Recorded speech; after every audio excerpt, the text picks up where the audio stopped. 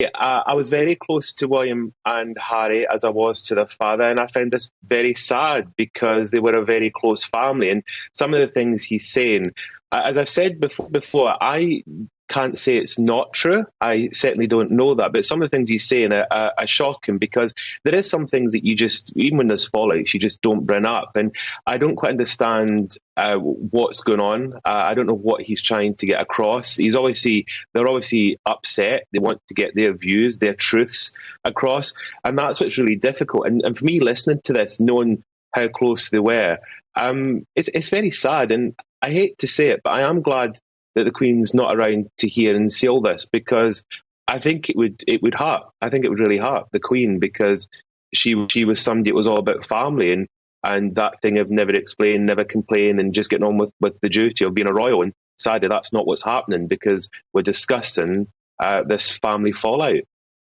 Grant, you used the word sad there several times, and I have to say, watching that interview with Tom Bradbury last night, certainly the first 15, 20 minutes when it was discussion of the immediate aftermath of the loss of his mother was really, really sad, and you know, made me think about what it must be like to be a 12-year-old boy, to lose your mother, to have a sort of already quite distant father, to be sent back to boarding school, to have to face the public who were sobbing, not being able to cry, all of it terribly tragic. And yet, we're told for the King, it was a red line if he goes after Camilla, and he has. He's made these really unpleasant comments about her. How do you think the King will handle that, and when it comes to the coronation as well? I think the King will be really upset about these comments, in fact, even devastated, because, see, from my point of view, without kind of breaking confidence, I was there at that point.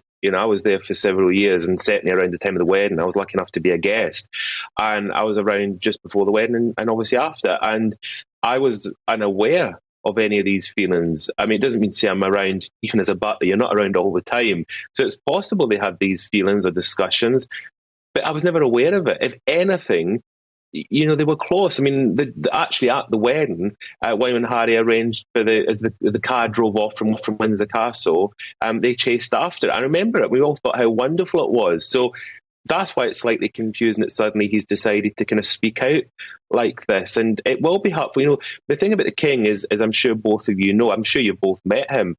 He's a very caring, compassionate man. He's somebody that really doesn't want any fuss. He's there to get on with the job. And I really believe we will find this hurtful. And as far as how, people are saying, how will this affect the relationship going forward? He's a father. I've seen him as a father. He's a wonderful father.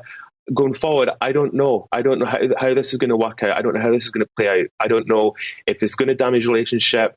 I think the public side, we might see the doors closed. We might see this is the end of the public side of that relationship. But I think from a private side, I think he will still try to do everything, because it's his son at the end of the day.